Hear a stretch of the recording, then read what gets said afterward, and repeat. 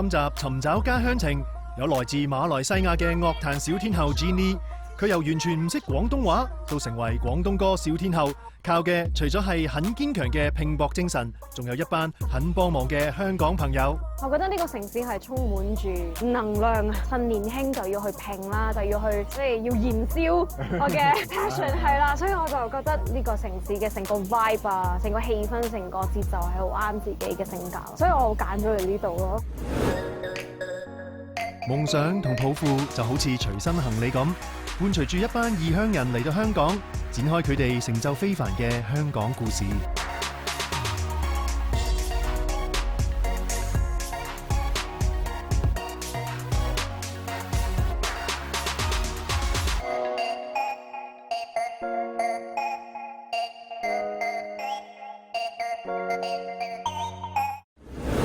由70年代開始，廣東歌一直陪住我哋成長，亦令香港成為樂壇巨星嘅產地。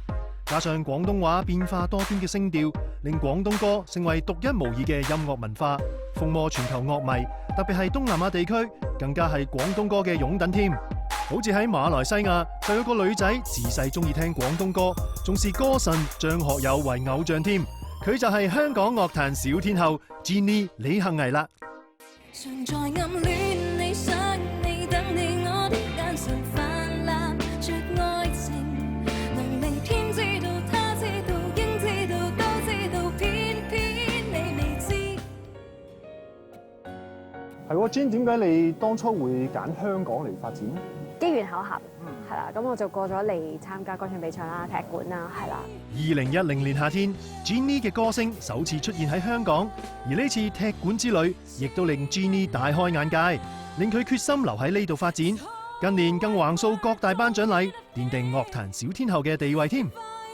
我就決定留喺呢度，因為我覺得呢度啲 media 集中好多。因為咧喺馬來西亞，我哋有3大嘅種族啦，咁有華人啦、馬來人同印度人。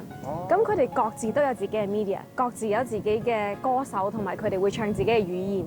咁所以就如果要喺馬來西亞出名咧，或者多啲人留意咧，就要係啦，就要去 cover 全部嘅觀眾層咯。咁反而喺香港，只要專注做好中文歌，已經可以 reach 到好多嘅觀眾。咁你嚟到香港嗰個印象係點嘅咧？我覺得呢個城市係充滿住能量啊！香港我覺得係一個競爭好大嘅一個城市啦，好勤力去揾機會啊、揾錢啊，我好中意呢種感覺咯。我好中意嗰種好刻苦同埋好勤力嘅精神，覺得好 match 自己嘅性格啊，所以好中意呢個城市咯，好啱我想要嘅節奏咯。趁年輕就要去拼啦，就要去即係要燃燒我嘅 passion 係啦，所以我就覺得香港呢個城市嘅成個 vibe 啊，成個氣氛、成個節奏係好啱自己嘅性格。香港嘅媒體包羅萬有，一個平台就可以聽聞全球各地嘅音樂，可謂相當國際化。而呢種獨特嘅文化背景，亦都可以喺香港嘅街頭揾到，令 Jen 初嚟報道嘅時候，都好似我哋呢日遊車河咁，中意捐窿捐罅遊香港啊！好有好奇心咯，因為我記得啱啱嚟香港嘅時候，咁會搭地鐵啦，咁就會睇到每一個地鐵站嘅名好得意啊，例如點解要叫彩虹咧？係咪特別靚咧？嗰個地方係啊，即係就會有好多幻想，跟住鑽石山係咪有鑽石嘅咧？跟住太古遊係咩意思咧？即係會有好多嘅幻想咯，站落車去睇下嗰個環境。我就試過亂咁搭地鐵啦，同埋搭巴士啦，同埋搭叮叮咯。因為都係純粹 explore 嘅啫嘛。嗱，我今日揸呢架車咧，你估我第一站帶你去邊咧？你曾經有好大嘅誤解。傳說中嘅彩虹，我帶你去人哋成日打卡嘅地方。好啊好啊，打卡位就係呢度啦。好靚啊！我見到好 colourful， 好多顏色。colourful 係咪啊？係啊，我見到好多人喺呢度影過相咯。第一次親身嚟呢你有冇興趣第日揾呢度嚟拍個 MV 咁啊？可以啊！我哋一齊再搜索下，了解下好嘛？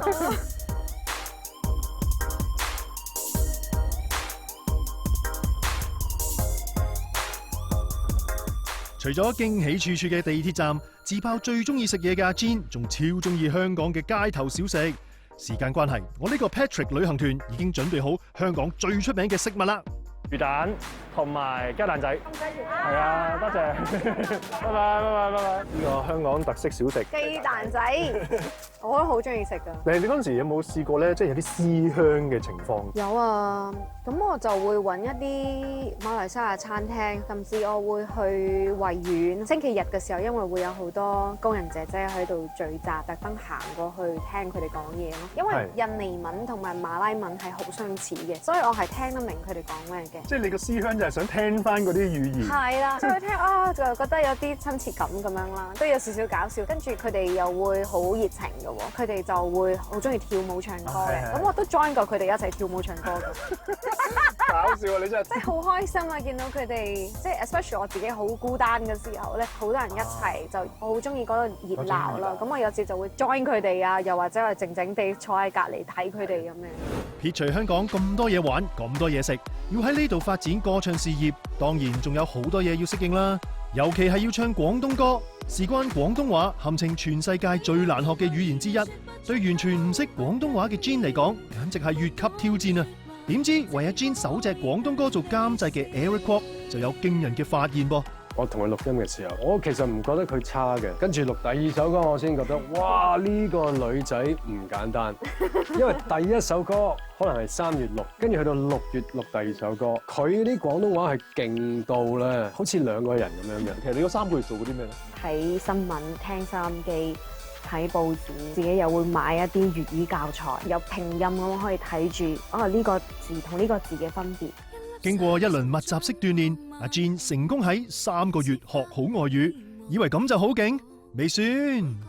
過咗幾年之後，我自己覺得有少少 insecure， 即係我唔知自己學嘅嘢啱唔啱。佢 take 咗一個中大嘅 course。就係一個粵語嘅 course。同你一齊上堂身邊嘅係咩人？大部分都係香港人，即係可能佢哋想做主持啊、DJ 啊，咁我就好開心，因為我攞咗全班第一咯。好癲啊！呢件事。考試嘅時候。即係例如我同佢傾偈嘅時候咧，我講啲廣東話咧特別正嘅。咁你係咪依樣都係欣賞阿 Jean 嘅其中一樣？你會見到佢係一個好勤力嘅歌手，好堅毅。你如果去一個地方，你係完全唔識嗰個語言，你都會諗下先啦，係咪先？所以呢個堅持唔係講笑。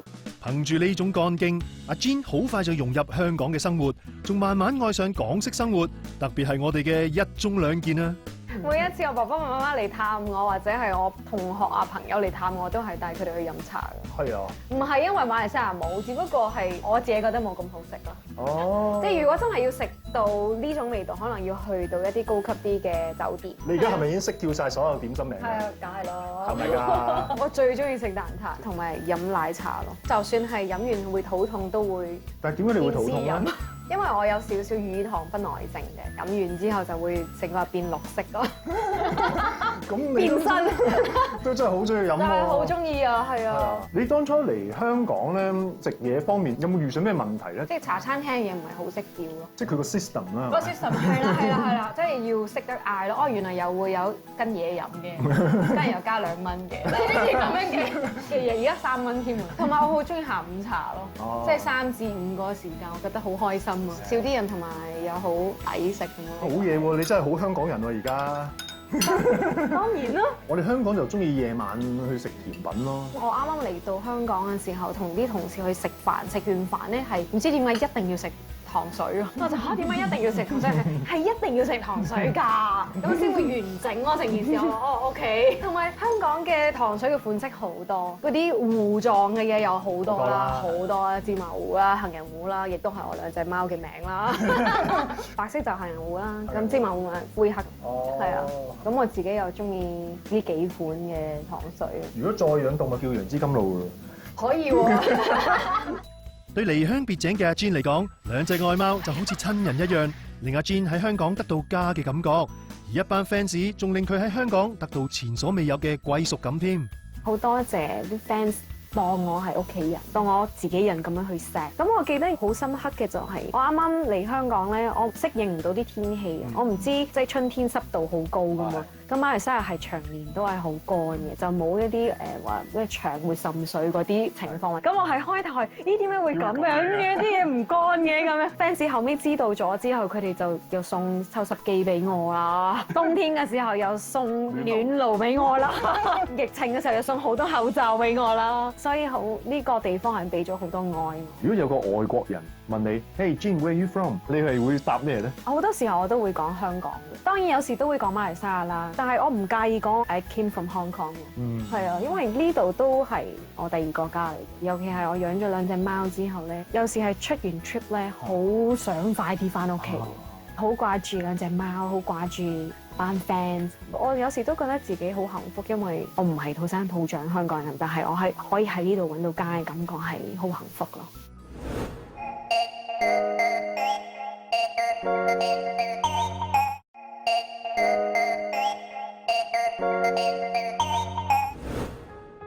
樂壇小天后 Jean 11年前由馬來西亞嚟香港發展，本身已經係唱家班嘅佢，來港後極速征服廣東話，事業應該一帆風順至係㗎。點知就喺2014年遇上一大難關噃。13、14年，當我完咗第一份約嘅時候，有一段時間係空窗期啊，孤兒咁樣咯，咁就去到一個好迷茫嘅階段。咁佢都察覺我有啲唔妥嘅。我未見過佢咁脆弱、咁迷失。我直情覺得佢有少少情緒唔穩定嘅。咁嗰一刻我係好內疚，因為我知道佢喺香港真係冇乜 friend， 我應該係揾佢多啲。佢就真係合作咗好耐，我覺得真係需要幫啦。咁所以我就同咗呢個高層講話：你咪唔簽係嘛？佢勁啊！你覺得香港呢個地方有冇一個好適合培育好似 Jean 呢種有才華喺外地嚟嘅音樂人？其實香港人都幾接納到好多唔同嘅文化，亦都好 enjoy 外來嘅，例如衛蘭咁唱得歪歪地，但係佢嗰種好愛國嘅歌，即係好多唔同嘅。即係以前有阿飛啊、王菲啊，即係其實香港有呢啲不斷入嚟嘅文化，先至做到今時今日一個 international 嘅香港。當很堅強嘅 Jean 遇上很幫忙嘅 Eric Kwok， 就造就出很成功嘅事業發展啦。阿 Jean 同依家嘅唱片公司簽約之後，成功喺香港闖出一片天，就連歌神張學友都大讚佢係一個不可多得嘅人才啊！我都多謝阿 Jean 咧選擇喺香港嚟發展佢嘅唱歌啊，因為佢係一個唱歌基本功好有然後又係即係非常之有心嘅歌手嚟嘅。咁我亦都喺度希望佢可以喺香港大放光明，令到香港樂壇再次蓬勃起嚟。經歷過高低起跌，阿 Jean 轉眼間已經由樂壇新丁蛻變成天后接班人，仲好希望將呢份成就回饋俾香港樂壇。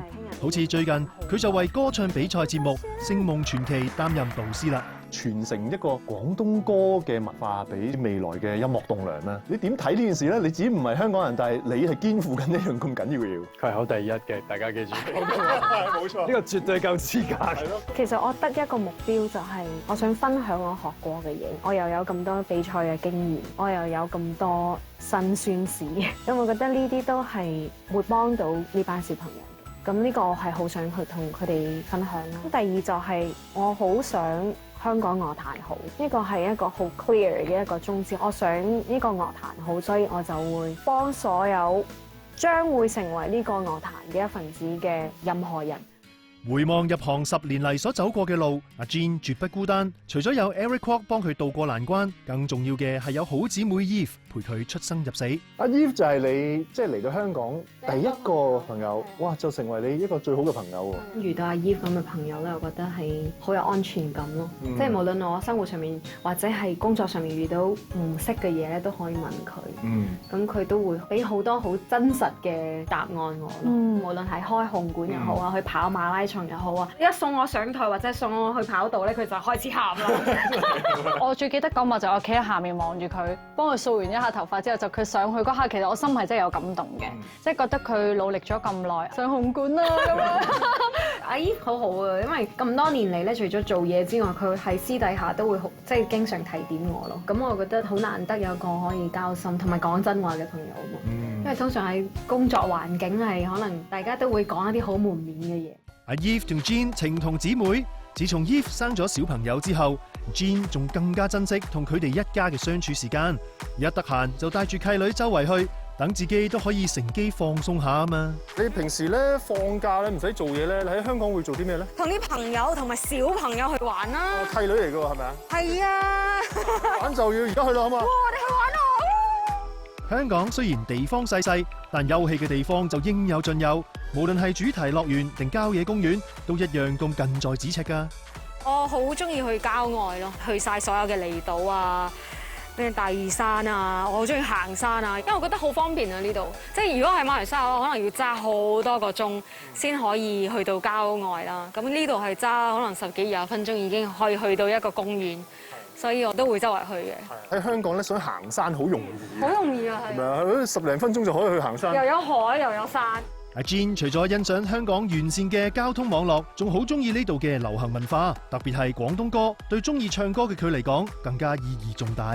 係喎，阿 Jean 啊，你其實係咪以前細個咧都有聽廣東歌嘅？有聽廣東歌同埋有睇香港嘅劇集咯。咁你而家咧自己已經有份貢獻呢個香港嘅廣東歌文化，好 amazing 啊！呢件事係啊，即係我諗屋企人都好開心嘅。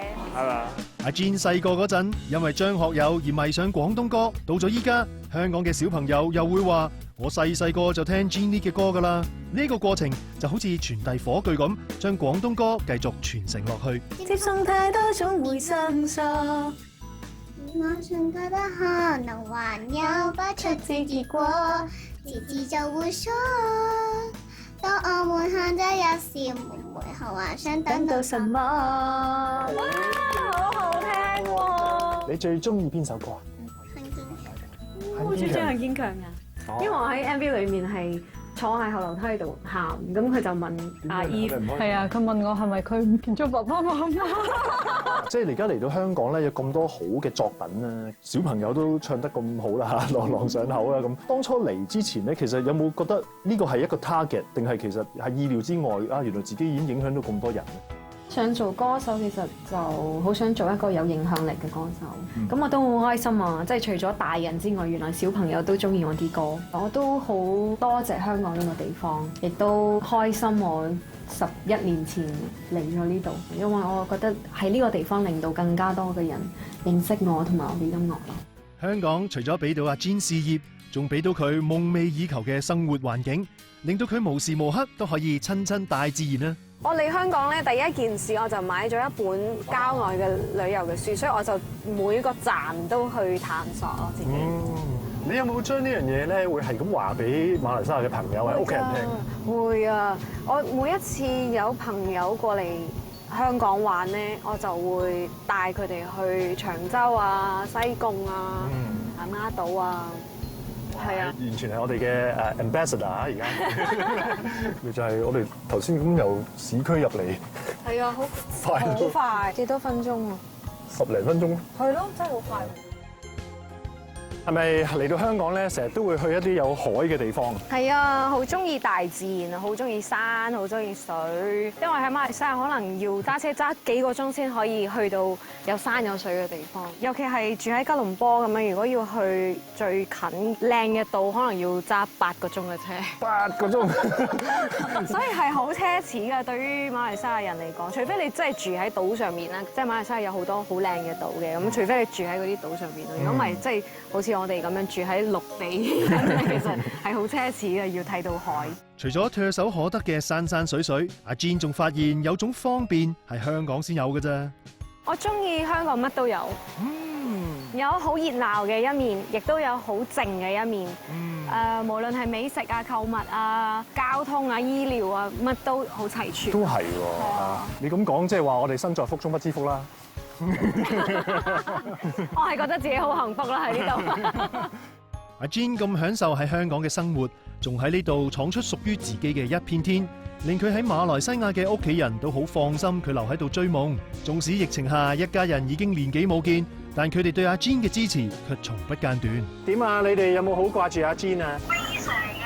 我媽話唯一而家嘅期待咧，就係睇我喺電視咯。佢成日都會追住我，你幾時有節目，佢哋係準時會睇嘅。家姐咧，當初聽到細妹話要嚟香港發展咁樣，你又係咪好支持佢咧？都支持㗎！可以嘅話，我都希望同佢一齊去啦。因為阿家姐妹都好中意唱歌嘅，成日話喂整啲合唱啊、組合啊，成日都話好想過嚟。見到阿 Jean 自己一個嚟香港發展咧，係咪都好擔心㗎？又唔係話好擔心嗰隻，因為佢哋好獨特嘅。我很擔心啊，因為他比較黏家的。多謝晒香港啲 fans 朋友照顧我嘅女啊！你哋中唔中意香港啊？第一齊啊，會喺嗰度啦。我好中意香港，香港有山有水。會啊，同我講嘅一樣。媽咪又可以行街市。係啦，家姐又好中意遊船河。香港真係好福嘅，香港好幸福啊！係啊，等疫情過後啊，大家一齊過嚟，我哋再傾啦。多謝你哋。隨住 Jean 喺香港發展得越嚟越好，身邊支持佢嘅朋友同 fans 亦都越嚟越多。阿 Jean 就好似自己個名幸危嘅意思咁，喺香港揾到一份佢專屬嘅幸福，成為幸福的人兒。即係嚟咗10幾年，你會覺得你喺香港得到啲咩？好寶貴嘅人生嘅體會。其實要離開自己嘅舒適嘅地方，去一個全新嘅地方去生活，需要勇氣啦。但係呢個冒險嘅精神，亦都帶俾我好多自己意想不到嘅一啲體會咯。識咗好多朋友啦，得到好多唔同嘅人嘅愛啦、事業啦。同埋我覺得自己喺呢10年嚟長大得好快，我都慶幸自己嚟咗香港。來港發展嘅呢個決定，對阿 Jean 嚟講就好似打開咗佢嘅幸福門一樣，而佢亦都好希望透過歌聲將呢份幸福傳揚開去。嚟緊打後，譬如話會想為香港再做啲咩咧？我一路都係好希望喺音樂上面去為呢個地方去貢獻多啲嘅，咁一路呢10年都係好努力、好專心做緊呢樣嘢啦。甚至有好多嘅香港朋友，佢哋知道咗我嘅追求夢想嘅故事之後，佢哋都會得到一啲嘅啟發啊，一啲鼓勵咁樣。咁我都覺得好開心咯，即係除咗我嘅音樂可以帶到啲快樂俾其他人之外，透過我自己嘅人生嘅經歷都可以帶到唔同嘅鼓勵。其實你繼續唱多啲好嘅廣東歌，做多啲好嘅表演，已經對香港一個好大嘅貢獻嚟嘅啦。我都希望係，我都希望可以做多啲廣東歌，咁等多啲世界各地嘅人都可以聽到多啲廣東歌。